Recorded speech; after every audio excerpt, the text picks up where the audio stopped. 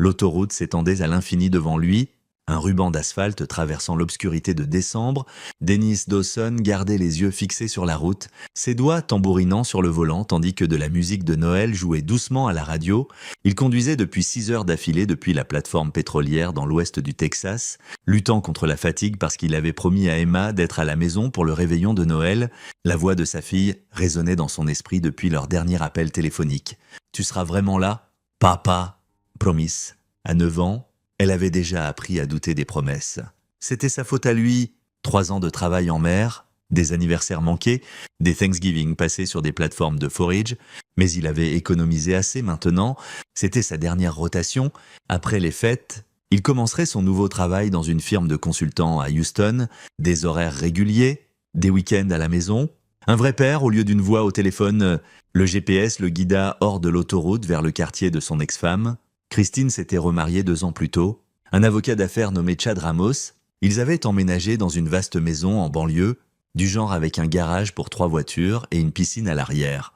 Christine lui envoyait parfois des photos, probablement pour le narguer. « Regarde ce que tu rates. Regarde ce que nous avons maintenant. » Dennis s'en fichait. Tant qu'Emma était heureuse et bien traitée, son orgueil pouvait encaisser.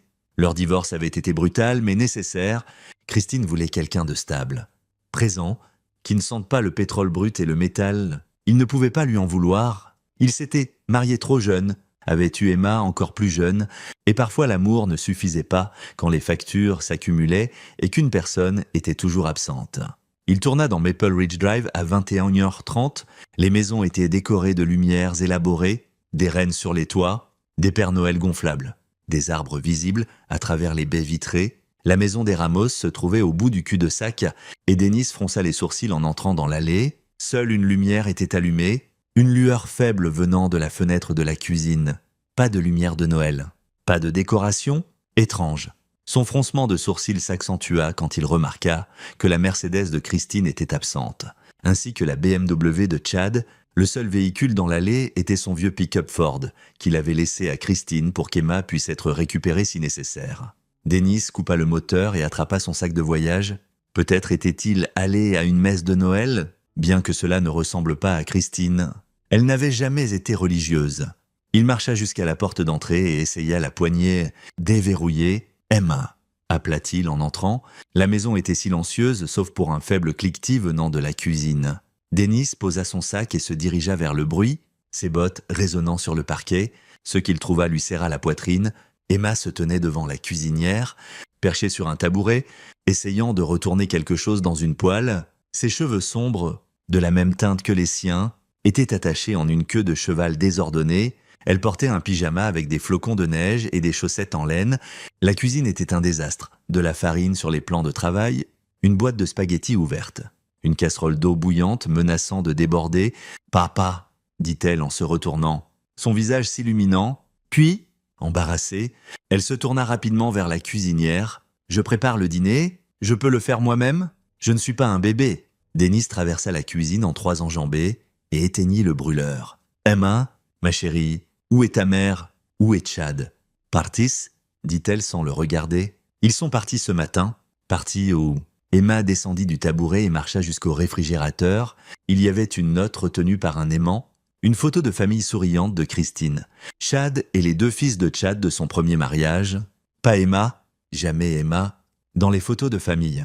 Dennis prit la note, sa mâchoire se crispant en lisant « Dennis, nous avons emmené la famille à Paris pour Noël. Chad nous a surpris avec des billets la semaine dernière. Emma ne peut pas venir.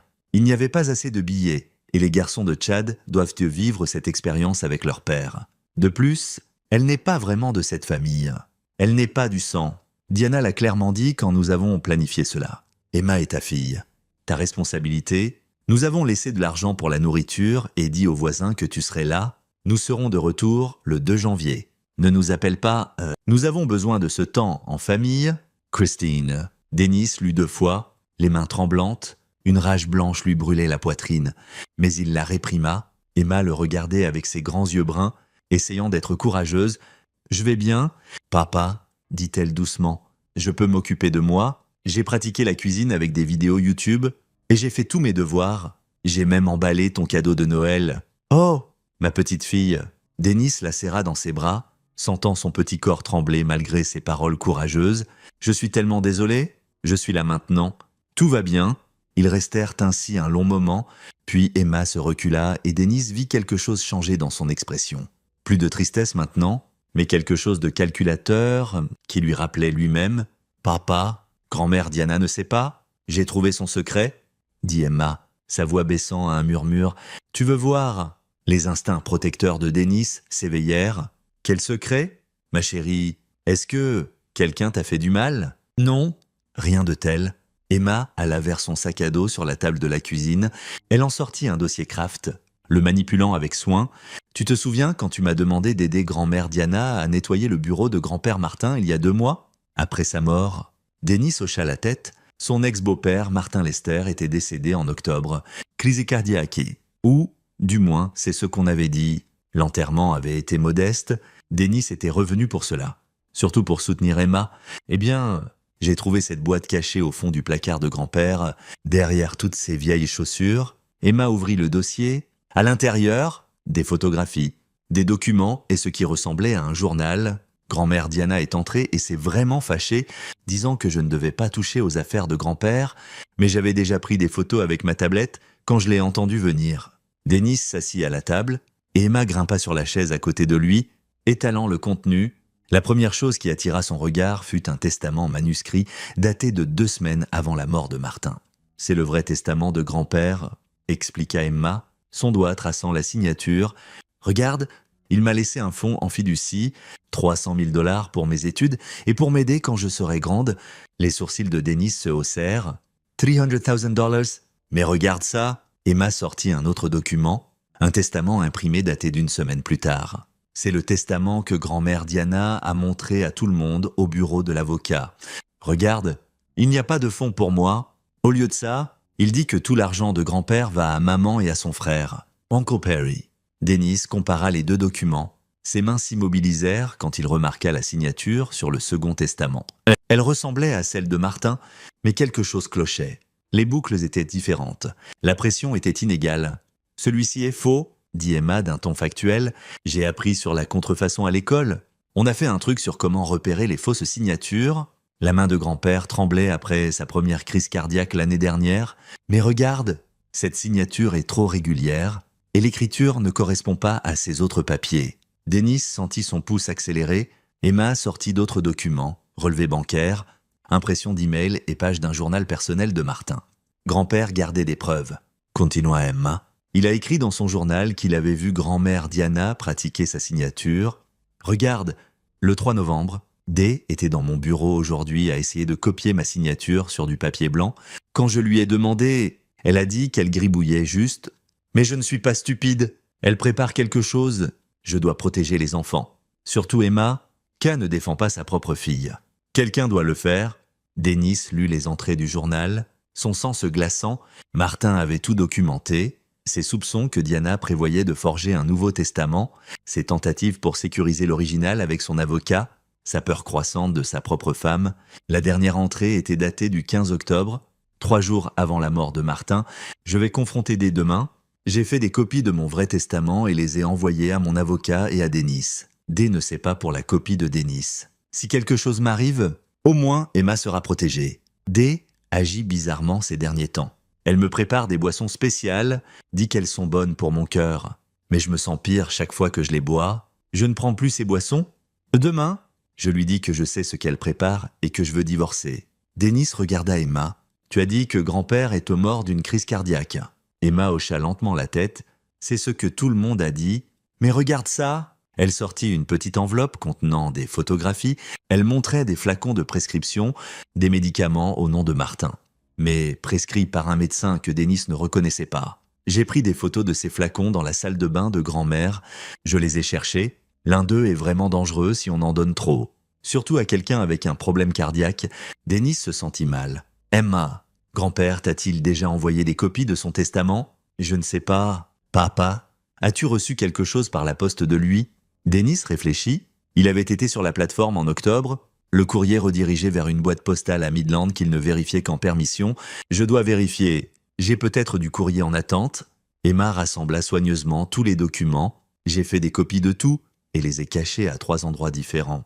Un jeu est dans mon casier à l'école, dans un faux livre. Un jeu est chez la maman de mon ami. Je lui ai dit que c'était un projet scolaire sur la généalogie et un jeu est sur une clé USB scotchée sous mon lit. Denis regarda sa fille avec un mélange de fierté et de chagrin. « Tu as 9 ans ? Tu ne devrais pas avoir à penser à des choses comme ça. Je sais ce qui est arrivé à grand-père, dit Emma doucement. Grand-mère l'a tué. Et elle a pris mon argent ? Et maintenant, elle fait en sorte que maman me traite comme si je ne comptais pas. Ses yeux se remplirent de larmes. Maman m'aimait avant, papa, avant qu'elle épouse Chad, avant que grand-mère commence à dire toutes ces choses sur moi et que je ne suis pas de la vraie famille. Denis serra Emma dans ses bras. Écoute-moi, ta maman t'aime ? Elle est juste perdue en ce moment. Mais on va arranger ça, tout ça, aïe. Denis regarda les documents étalés sur la table, les preuves de meurtre et de fraude. Les entrées du journal d'un homme qui avait essayé de protéger sa petite fille et l'avait payé de sa vie. Une idée se formait dans son esprit, sombre et dangereuse, mais justifiée. On va donner à grand-mère Diana exactement ce qu'elle mérite, dit-il doucement, mais on doit être intelligent, on doit être patient. 3 jours, dit Emma en souriant, 3 jours, c'est ce que dit la note. Qu'est-ce qui se passe dans 3 jours ? Denis sourit, mais ce n'était pas un sourire gentil. C'était le sourire d'un homme qui avait passé 20 ans à faire des jobs dangereux, à traiter avec des hommes dangereux, apprenant à survivre dans des endroits où la faiblesse vous tuait. Dans 3 jours, ma petite fille, on va montrer à ta grand-mère qu'elle a commis une très grosse erreur. Ils passèrent le reste du réveillon de Noël à préparer un vrai dîner ensemble. Spaghettis aux boulettes de viande, pain à l'ail et une salade.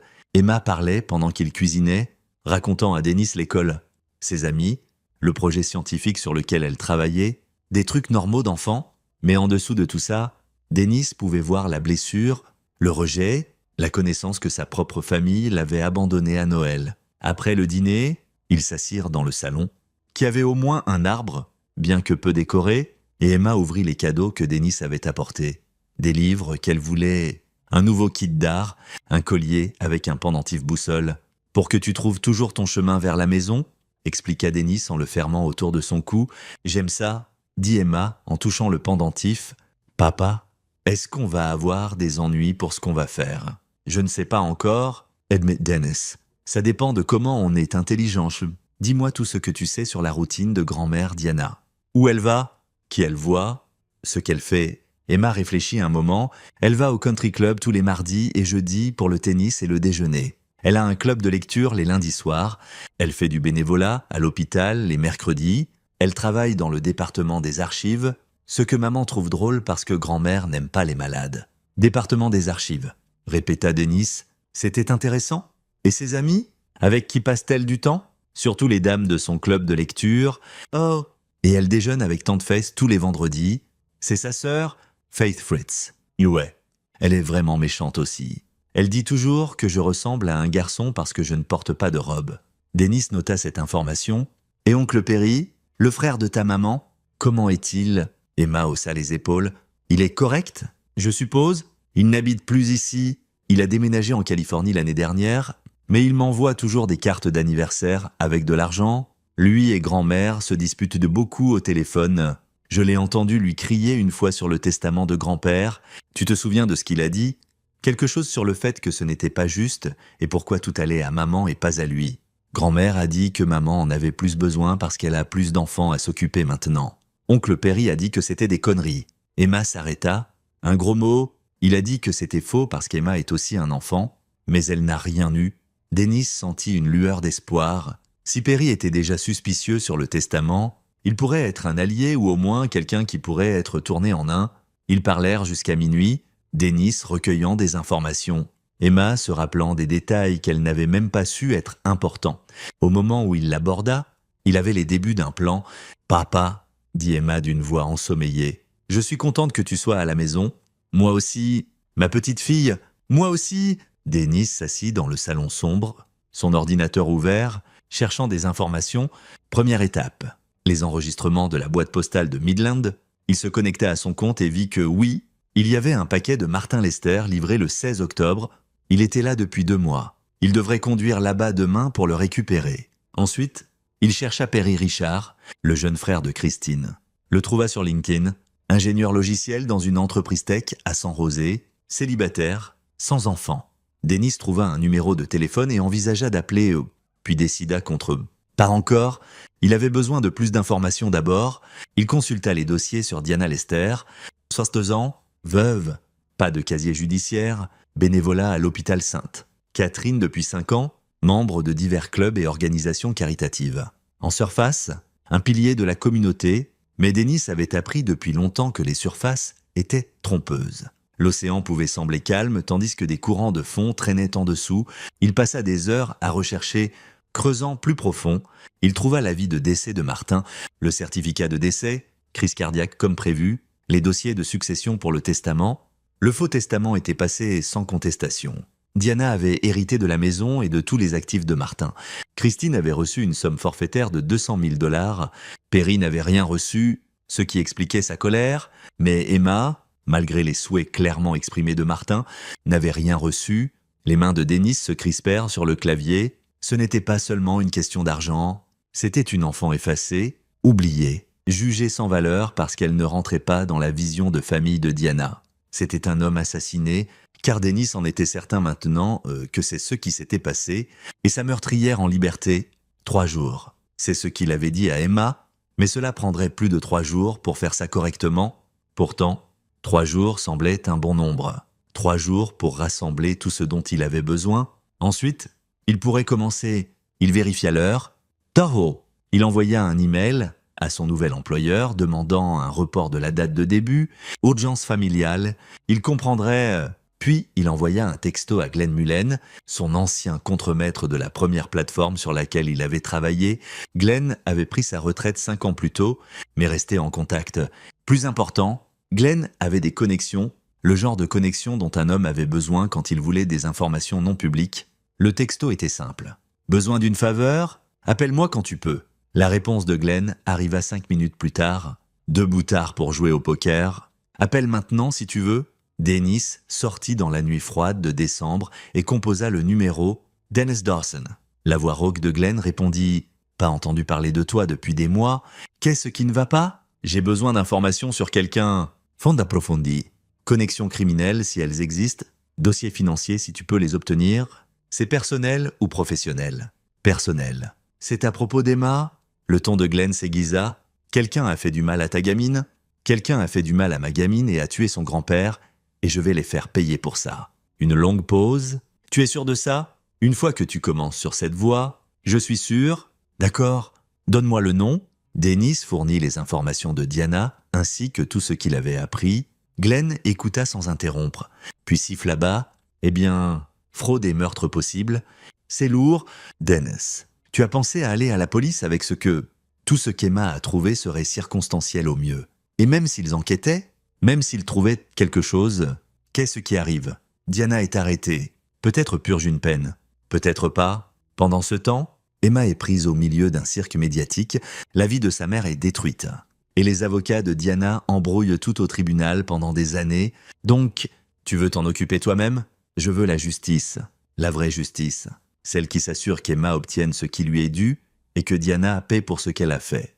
Donne-moi 48 heures, dit Glenn. Je verrai ce que je peux trouver. Merci, Glenn. Dennis, fais attention. Les gens qui tuent une fois peuvent tuer encore. Après avoir raccroché, Denis rentra. Il vérifia sur Emma, dormant paisiblement, puis s'allongea sur le canapé. Mais le sommeil ne venait pas. Son esprit courait, planifiait, calculait risques et récompenses. Diana Lester avait commis 2 erreurs fatales. D'abord, elle avait sous-estimé l'amour de Martin pour sa petite fille. Ensuite, elle avait supposé que Denis n'était qu'un père absent, qui ne se soucierait pas ou n'agirait pas. Elle allait apprendre à quel point elle avait tort. Le matin de Noël arriva gris et froid. Denis se réveilla pour trouver Emma déjà debout, assise à la table de la cuisine avec son dossier de preuves, étalé à nouveau. « Joyeux Noël, papa, joyeux Noël, ma chérie. Qu'est-ce que tu fais? Une chronologie. » Elle avait dessiné un tableau sur du papier cahier listant dates et événements. J'ai pensé que ça pourrait aider... Regarde, la première crise cardiaque de grand-père était en mars. Grand-mère a commencé le bénévolat à l'hôpital en avril. Grand-père a écrit dans son journal que ses boissons avaient un goût bizarre à partir d'août. Il était mort en octobre. Grand-mère a fait homologuer le faux testament en novembre. Denis étudia la chronologie. Quand ta maman a-t-elle épousé Chad? Elle marche, juste après la première crise cardiaque de grand-père. Et quand grand-mère Diana a-t-elle commencé à dire des choses sur toi, ne faisant pas partie de la vraie famille? Le visage d'Emma s'assombrit. Autour de mai, je pense, après la fin de l'école, elle a dit que ce serait mieux si j'allais au camp d'été au lieu de rester avec eux. Maman s'est fâchée et a dit non. Mais ensuite grand-mère a continué à le dire, et puis maman a commencé à dire que peut-être ce serait bon pour moi d'avoir de l'indépendance. Donc juste après qu'elle a commencé le bénévolat à l'hôpital, murmura Denis, « Emma, te souviens-tu des médicaments que grand-père prenait pour son cœur? Il y en avait un tas, laisse-moi vérifier mes photos. » Emma sortit sa tablette et fit défiler. « Ici, ce sont ceux dans la salle de bain de grand-mère. » Denis nota les noms et dosages. L'un d'eux, la digitaline, lui glaça le sang. Il se rappelait un cas d'il y a des années.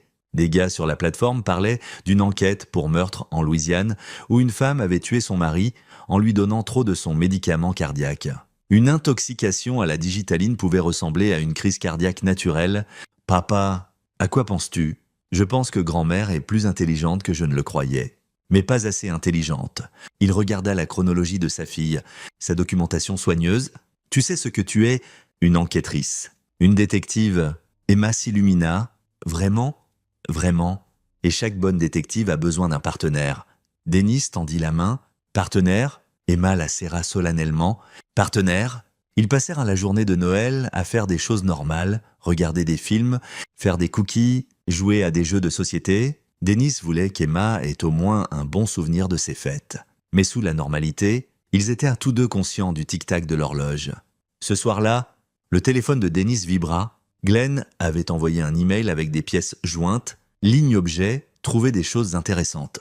Denis attendit qu'Emma soit au lit avant de l'ouvrir. Glenn avait été minutieux, les dossiers financiers montraient que Diana avait des dettes de jeu importantes, plus de 100 000 $ dus à divers casinos en Louisiane et en Oklahoma. Les relevés de cartes de crédit montraient des charges régulières dans des magasins haut de gamme, des soins spa, des articles de luxe.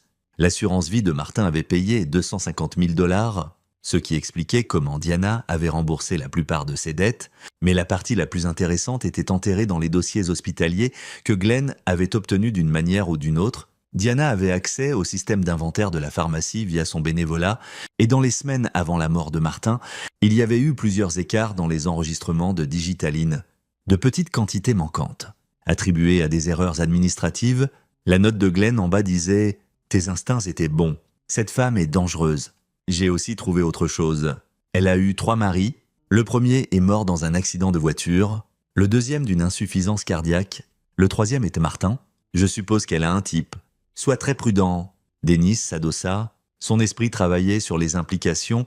Diana n'était pas juste une meurtrière. C'était une tueuse en série, s'attaquant à des hommes riches et les tuant ensuite pour l'héritage. Martin avait juste été la dernière victime. Il transféra les documents pertinents vers son propre stockage cloud sécurisé, puis créa 3 copies de sauvegarde séparées sur des disques chiffrés, puis il commença à rédiger un rapport complet documentant tout dans l'ordre chronologique. La chronologie des événements, les preuves d'Emma, les découvertes de Glenn, ses propres observations, à 3 heures. Il avait un document de 100 pages qui exposait exactement ce que Diana avait fait et comment elle l'avait fait. Les preuves étaient circonstancielles par endroits, mais prises dans leur ensemble, elles peignaient un tableau accablant. Maintenant, il devait décider comment l'utiliser. Le jour 2 arriva avec de la neige fraîche. Denis conduisit à Midland, laissant Emma avec une voisine, une femme gentille nommée Mrs. Knapp, qui avait été horrifiée d'apprendre qu'Emma avait été laissée seule pour Noël. Mrs. Knapp avait immédiatement invité Emma à rester avec sa famille jusqu'au retour de Denis, et avait fait des commentaires pointus sur certaines personnes ne méritant pas d'enfants. Le trajet jusqu'à Midland prit 3 heures. Denis récupéra le paquet de sa boîte postale, une épaisse enveloppe Kraft adressée de l'écriture de Martin. À l'intérieur, tout y était. Le testament original, signé et notarié, une lettre à Denis expliquant ses soupçons sur Diana, des copies de ses entrées de journal, et une note manuscrite qui disait simplement « S'il te plaît, protège Emma. Elle mérite mieux que ce que cette famille lui a donné. » Denis s'assit dans son pick-up sur le parking, lisant 2 fois la lettre de Martin. Le vieil homme avait su qu'il était en danger, il s'y était préparé, mais au final, cela n'avait pas suffi à le sauver. Sur le trajet du retour, Dennis appela Perry Richard. Il était temps d'amener un allié. « Allô ?» Une voix prudente répondit. « Perry, c'est Dennis Dawson, l'ex-mari de Christine. » Une longue pause. « Je sais qui tu es. Qu'est-ce que tu veux ? Je veux te parler du testament de ton père. Le vrai ?» Une autre pause. Plus longue cette fois. « Qu'est-ce que tu veux dire par le vrai ? Je veux dire le testament que ton père a vraiment écrit, laissant un fonds en fiducie à Emma et divisant ses actifs équitablement entre toi et Christine. Pas la contrefaçon que ta mère a poussée à l'homologation. Je ne sais pas de quoi tu parles. Si, tu le sais, tu as appelé ta mère à ce sujet. Tu savais que quelque chose clochait. Tu savais que ton père ne t'aurait pas coupé complètement. Silence. Puis, qu'est-ce que tu sais sur ça ? Parce que j'ai le testament original, et j'ai des preuves que ta mère en a forgé un nouveau. Et j'ai des preuves qu'elle a tué ton père pour s'assurer qu'il ne pouvait pas l'arrêter. Le son de la respiration à l'autre bout, c'est une accusation grave. J'ai des preuves, photos, documents, dossiers médicaux, entrées de journal, tout. Ton père me l'a envoyé avant de mourir, et Emma a trouvé plus de preuves après. On peut prouver ce qui s'est passé. Pourquoi tu me dis ça ? Parce que tu as un choix à faire. Tu peux continuer à faire semblant que tout va bien. Continuer à laisser ta mère tout contrôler et rester déshéritée. Ou tu peux m'aider à la traduire en justice et obtenir ce qui te revient vraiment. La voix de Perry se brisa. Je savais que quelque chose n'allait pas. Papa n'aurait pas fait ça. Il ne m'aurait pas coupé. On avait nos problèmes. Mais il n'aurait pas. Il ne l'a pas fait. Ta mère l'a fait. Et elle a laissé Emma complètement dehors. Même si ton père voulait spécifiquement pourvoir à ses besoins. Bon sang, un long expire. Qu'est-ce que tu as besoin de moi ? Des informations ? De l'accès ? Ta mère te fait confiance ou du moins, elle pense pouvoir te contrôler. J'ai besoin que tu m'aides à obtenir des preuves qui tiendront au tribunal. Des vraies preuves. Pas juste circonstancielles. Peux-tu faire ça ? Si ce que tu dis est vrai ? Si elle a vraiment tué papa ? La voix de Perry se durcit. Oui, je vais aider. Quel est le plan ? Dennis sourit. Le plan est de donner à ta mère assez de cordes pour se pendre, mais on doit être intelligent. Rencontre-moi demain, je te montrerai tout. Ils arrangèrent un rendez-vous dans un dîner à mi-chemin entre Houston et San José. Perry prenait l'avion de toute façon, rentrant pour le nouvel an. Après avoir raccroché, Dennis sentit la première vraie vague d'espoir. Avec l'aide de Perry, il pourrait avoir un accès intérieur à la vie de Diana, ses dossiers, ses secrets. Il récupéra Emma chez Mrs. Knapp, endurant une autre ronde de critiques voilées sur les choix de Christine. « Cette fille à toi est un trésor », dit Mrs. Knapp, intelligente comme tout et polie comme pas deux. C'est honteux comment certaines personnes traitent leur propre sang. Merci de l'avoir surveillée, Mrs. Knapp, n'importe quand. Et Dennis, si tu as besoin de quoi que ce soit, n'importe quoi, demande juste, je ne tolère pas ce qui s'est passé ici, ce n'est pas bien. Dans le pick-up, Emma boucla sa ceinture et le regarda avec attente. As-tu eu le paquet de grand-père ? Oui, tu avais raison sur tout. Et j'ai parlé à oncle Perry. Il va nous aider ? Vraiment. Mais je pensais qu'il était du côté de grand-mère. Il l'était, mais maintenant il connaît la vérité. Parfois les gens ont juste besoin de la bonne information pour faire le bon choix. C'est ce qu'on fait, donner aux gens des informations. Dennis jeta un coup d'œil à sa fille. On fait plus que ça. Ma petite fille, on montre aux gens qui ils sont vraiment, et parfois quand les gens voient qui ils sont vraiment, ils se détruisent eux-mêmes. Perry Richards arriva le lendemain matin l'air hagard. Il était plus jeune que Christine de 5 ans, 33 contre ses 38, avec les mêmes traits anguleux et cheveux sombres. Mais là où Christine avait toujours été tendue et soucieuse de l'image, Perry avait une vibe plus décontractée de Californie. Ils se rencontrèrent au dîner comme prévu.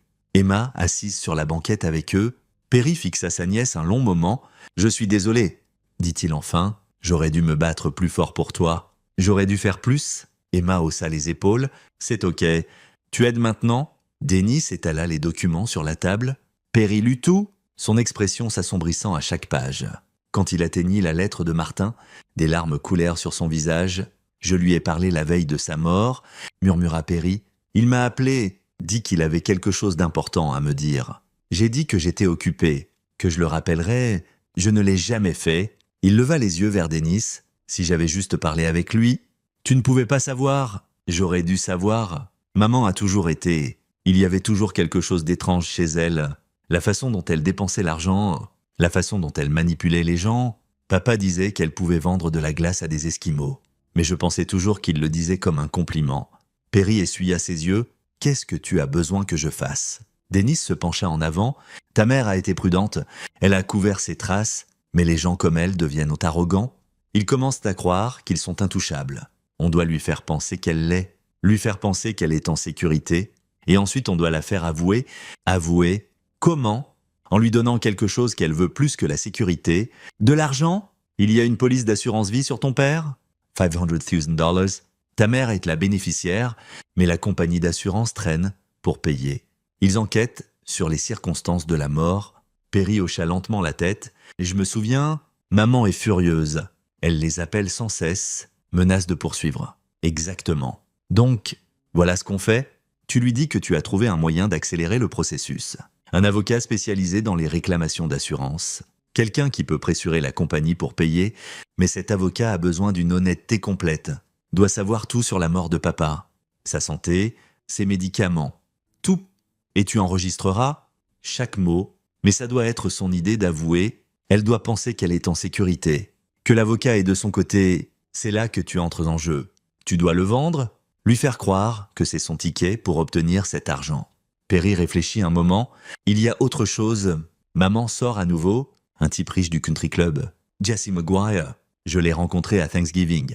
Papa est à peine mort depuis 2 mois, et elle aligne déjà la prochaine victime. Les yeux d'Emma s'écarquillèrent. Elle va le tuer aussi. Pas si on l'arrête d'abord, dit Dennis. Perry, penses-tu pouvoir accéder à sa maison? Son ordinateur? Peut-être. J'ai une clé, mais elle remarquerait si j'apparaissais juste comme ça. Dis-lui que tu as besoin de récupérer des affaires de papa. Vieilles photos, souvenirs. Rends-le émotionnel. Pendant ce temps, tu cherches tout ce qui pourrait nous aider. Dossier, correspondence. Tout ce qui montre un pattern. Ils passèrent les 2 heures suivantes à planifier chaque détail. Perry rentrerait à Houston ce soir-là, irait chez Diana le lendemain. Emma avait dessiné un plan de la maison montrant où Diana gardait ses documents importants, un classeur verrouillé dans son bureau à domicile. Elle ne sait pas que je connais la combinaison, dit Emma fièrement. Mais je l'ai vue l'ouvrir une fois. C'est l'anniversaire de grand-père. Au moment où ils quittèrent le dîner, ils avaient un plan solide. Perry rassemblerait des preuves, Dennis construirait le dossier, et Emma resterait en sécurité avec Mrs. Knapp pendant que les adultes faisaient le travail dangereux. « Merci », dit Perry en marchant vers leur voiture, « de me donner une chance de réparer ça. Ne te fais pas prendre, » avertit Dennis. « Si ta mère soupçonne quelque chose, je serai prudent, je promets. » Ils se serrèrent la main, et Perry s'agenouilla pour serrer Emma. « Tu es plus brave que nous tous? Tu sais ça ?» Emma sourit. Papa dit que être brave signifie juste faire ce qui est juste. Même quand on a peur. Ton papa est un homme intelligent. Les 36 heures suivantes furent tendues. Dennis attendit des nouvelles de Perry tout en distrayant Emma avec des activités normales. Ils allèrent au cinéma, jouèrent au parc. Fière du shopping après Noël, Emma ne se plaignit jamais, ne demanda pas quand sa mère rentrait. Elle semblait presque soulagée d'être loin de cette maison, du rappel constant qu'elle n'était pas voulue. Le 28 décembre, Perry appela. « Je l'ai... » dit-il, essoufflé. « Tout? Bon sang, Dennis. Tu as raison, c'est pire que ce qu'on pensait. Qu'as-tu trouvé? Des dossiers financiers remontant à 20 ans, preuves de fraude, escroquerie à l'assurance, documents forgés et des photos. Elle gardait des photos de ses maris précédents. Il y a des notes dans les marges, surdose de médicaments cardiaques mimant une mort naturelle. Elle a littéralement documenté ses propres meurtres. Dennis sentit une glace dans ses veines. Elle gardait des preuves de ses crimes comme des trophées. Je pense qu'elle en tire du plaisir. Il y a un journal aussi, caché dans le classeur. Ce n'est pas comme le journal de papa. C'est plus comme des instructions. Comment choisir une cible? Comment gagner leur confiance? Comment les tuer et faire passer pour naturels? Dennis, cette femme est un monstre. As-tu tout photographié chaque page? Je télécharge sur le cloud maintenant. Mais Dennis, il y a autre chose. J'ai trouvé des lettres de Christine. Un frisson le traversa. Quel genre de lettres? De l'année dernière. Christine savait. Elle savait que maman prévoyait de tuer papa. Il y a une lettre où maman parle de Needing, lettre de Christine. Needing qu'elle garde papa distrait pendant qu'elle préparait les choses. Christine a répondu qu'elle ferait ce qui était nécessaire pour la famille. Dennis ferma les yeux. Emma ne peut pas savoir ça. Pas encore. Peut-être jamais. Je suis désolé. Je sais que tu tiens encore à elle. Je tiens à Emma. Christine a fait son choix. Dennis se força à se concentrer. As-tu fixé le rendez-vous avec ta mère? L'avocat fictif. Demain à 14h. Je lui ai dit que j'avais trouvé quelqu'un qui peut définitivement obtenir l'argent de l'assurance. Elle est excitée. Elle a même demandé si je pensais qu'on devrait fêter après. Bien. J'aurai tout prêt. Tu as juste besoin de la faire parler. Dennis, qu'est-ce qui se passe après qu'on l'expose? Je veux dire, Christine tombe aussi? Non. Si elle était impliquée? Si elle était impliquée, Christine obtient ce qu'elle mérite. Tout comme ta mère, tout comme tous ceux qui ont fait du mal à Emma, après avoir raccroché, Dennis s'assit dans l'obscurité du salon, écoutant la respiration douce d'Emma depuis la chambre. Il pensa à Christine, la femme qu'il avait aimée, celle qui lui avait donné une fille. Pensa à comment elle avait changé, comment Diana l'avait empoisonnée, transformée en quelque chose de cruel et égoïste, ou peut-être que Diana ne l'avait pas changé du tout, peut-être que Christine avait toujours été capable de ça, et il avait juste fallu les bonnes circonstances pour le faire sortir. De toute façon, ça n'importait plus maintenant. Ce qui importait était Emma, la protéger, lui rendre justice, s'assurer qu'elle n'ait plus jamais à se demander pourquoi sa propre famille ne l'aimait pas. Son téléphone vibra, un texto de Glenn, entendu de Perry. « Tu joues un jeu dangereux ? Sois prêt pour les retours. » Dennis répondit « Je suis prêt. » Mais l'était-il ? Demain, tout culminerait. Demain, ils obtiendraient l'aveu de Diana sur enregistrement. Demain, la vérité sortirait enfin. Demain, la justice serait rendue. Il pensa à la dernière lettre de Martin. « S'il te plaît, protège Emma. Elle mérite mieux que ce que cette famille lui a donné. Je fais de mon mieux. » « Martin, » murmura Dennis dans l'obscurité. « Je fais de mon mieux. » Le 29 décembre, l'aube claire et froide, Dennis déposa Emma chez Mrs. Knapthot, donnant à la femme âgée une brève explication qu'il avait des affaires légales à régler concernant le grand-père d'Emma. Mrs. Knapp, bénie soit-elle, ne posa pas de questions. Elle serra juste Emma dans ses bras et promit de faire du chocolat chaud et des cookies. Dennis conduisit jusqu'au bâtiment de bureau que Perry avait loué pour la journée, une petite suite dans un complexe professionnel. Le genre où travaillent avocats et comptables. Perry avait même imprimé des cartes de visite fictives pour Morgan & Associates, spécialiste en litige d'assurance. « Je suis Adrien Howell », dit Glenn Mullen, apparaissant en costume et cravate qui le rendait presque méconnaissable. Associé chez Morgan & Associates. Pratique le droit des assurances depuis 20 ans. Tu fais propre sur toi, dit Dennis en lui serrant la main. Je prends ça comme un compliment. Perry m'a briefé sur tout. Tu es sûr que cette femme va tomber dans le panneau? Elle est avide et arrogante. C'est une combinaison mortelle. Elle va tomber dedans? Ils avaient 3 caméras cachées dans le bureau, une dans un détecteur de fumée, une dans une plante décorative, une dans le luminaire, au plafond, enregistrement audio via plusieurs appareils de sauvegarde. Tout serait capturé, documenté, recevable au tribunal. Perry arriva à 13h30, l'air nerveux. Elle est en route. Elle pense que je la rencontre ici pour lui présenter mon ami qui est avocat. Tu as bien fait, lui dit Dennis. Souviens-toi juste. Agis comme si tu la croyais. Agis comme si tu étais de son côté. Fais-la se sentir en sécurité. À exactement 14h, la porte s'ouvrit. Diana Lester entra et Dennis eut son premier bon aperçu de la femme qui avait tué le grand-père de sa fille. Elle était élégante et posée, mi-soixantaine mais pouvait passer pour mi-cinquantaine. Cheveux parfaits, maquillage parfait, sourire parfait. Elle se portait avec la confiance de quelqu'un qui n'avait jamais été attrapé, jamais questionné, jamais refusé. « Perry, chérie, » dit-elle en embrassant la joue de son fils, puis se tournant vers Glenn, « et vous devez être M. Howell. Perry m'a tant parlé de vous. Madame Lester, asseyez-vous s'il vous plaît. » Glenn désigna la chaise en face de son bureau. Dennis observa depuis la pièce voisine via le flux vidéo, enregistrant tout. « Perry me dit que vous avez des problèmes avec la réclamation d'assurance vie de votre défunt mari. »« Problème est un euphémisme, » dit Diana en s'installant. Ses sangsues à la compagnie d'assurance traînent depuis des mois. Il pose sans cesse des questions. Demande plus de documents comme si le certificat de décès de mon mari ne suffisait pas. Je comprends votre frustration. Malheureusement, quand le montant de la réclamation est substantiel, les compagnies d'assurance traînent souvent des pieds. Elles espèrent que vous vous contenterez de moins ou abandonnerez entièrement, mais je me spécialise à m'assurer que ça n'arrive pas. C'est ce que Perry a dit. À quelle vitesse pouvez-vous résoudre ça? Ça dépend de plusieurs facteurs. J'ai besoin de comprendre tout sur la mort de votre mari. Les circonstances, son historique médical, tout facteur qui pourrait donner à la compagnie d'assurance une raison d'enquêter. J'ai besoin d'une honnêteté complète de votre part. Madame Lester, moins que ça, et je ne peux pas vous aider. Diana sourit. Bien sûr, que voulez-vous savoir? Commençons par sa santé. Votre mari était-il en bonne santé avant sa mort? Martin avait un problème cardiaque. Il avait eu une crise cardiaque déjà environ 8 mois avant sa mort. Il était sous médicaments pour ça. Quels médicaments spécifiquement? Diana énuméra une liste. Glenn prit des notes, hochant la tête professionnellement. Et était-il compliant avec son régime médicamenteux? Oh, oui, très compliant. Je m'en assurais. Je lui donnais ses pilules tous les jours, m'assurais qu'il les prenait exactement comme prescrit. Vous administriez personnellement ces médicaments?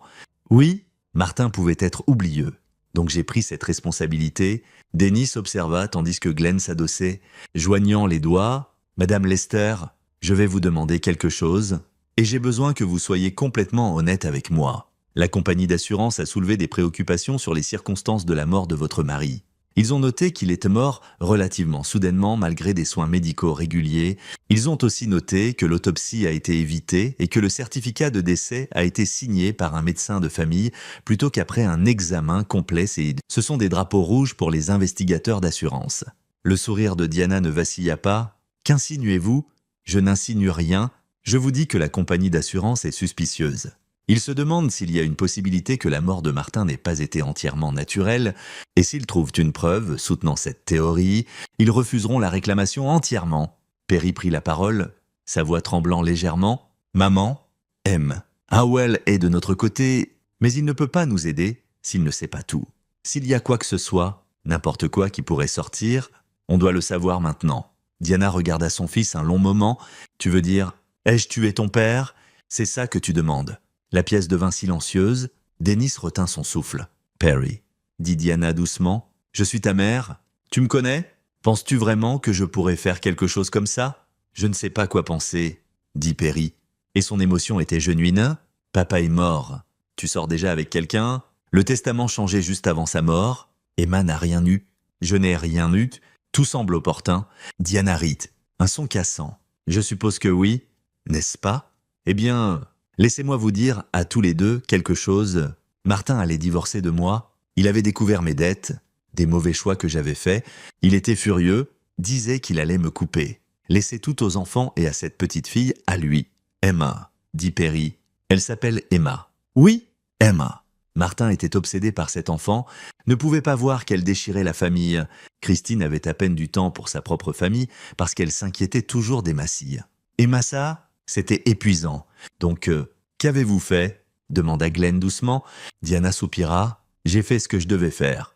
Martin allait tout ruiner, 50 ans de mariage, et il allait tout jeter par la fenêtre pour des problèmes financiers et une petite fille qui n'était même pas vraiment de la famille. C'est votre petite fille, dit Perry. La voix brisée, c'est la fille de Dennis de son premier mariage ou quoi que ce soit. Pas du sang, pas de vraie famille. Martin aurait dû comprendre ça. La voix de Diana se durcit. Donc oui, je l'ai aidé, ajuster ses médicaments, m'assurer que son cœur lâche avant qu'il puisse changer le testament ou demander le divorce. J'ai fait ce que n'importe quelle femme sensée dans ma position aurait fait.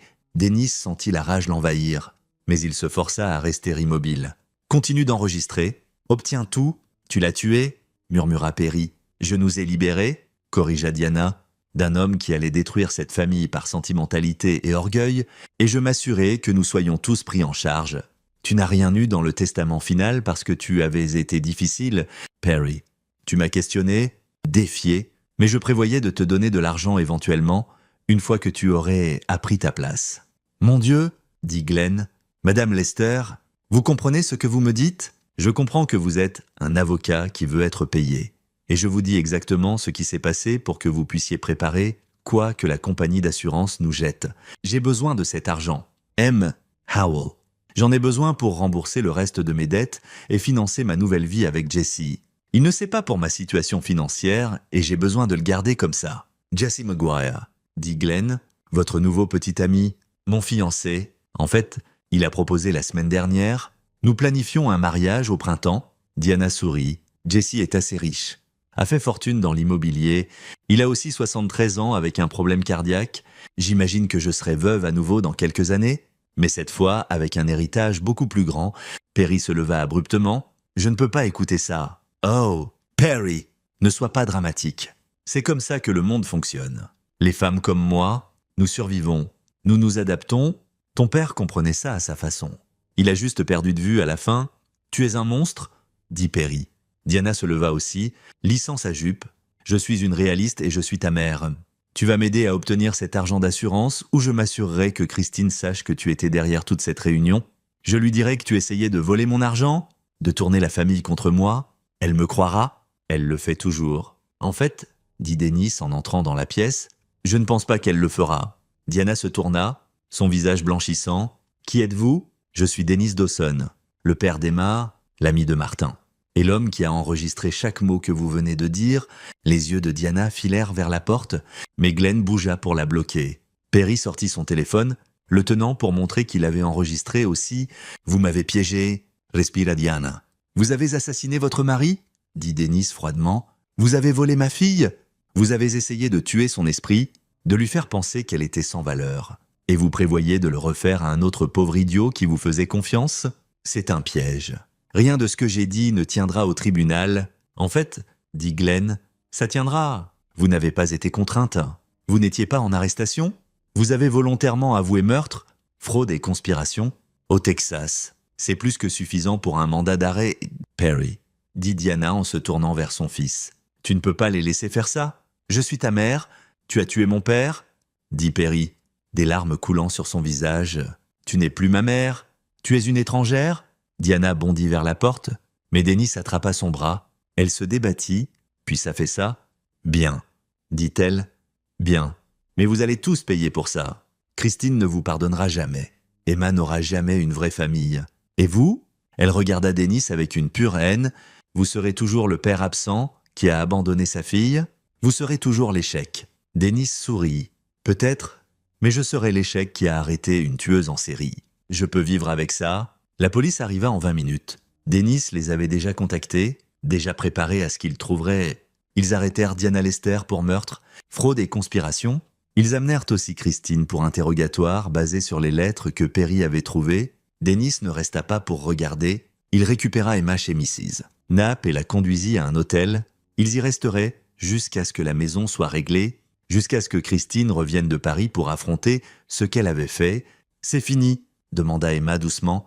« La partie dure l'est », dit Dennis. « Maintenant vient l'après. Maman va aller en prison. Je ne sais pas. Ma petite fille, ça dépend de combien elle savait. Combien elle a aidé. Les avocats le découvriront. » Emma fut silencieuse longtemps. Puis, « Je ne pense pas que je veuille la voir. Est-ce ok ?» Dennis la serra contre lui. « C'est plus qu'ok.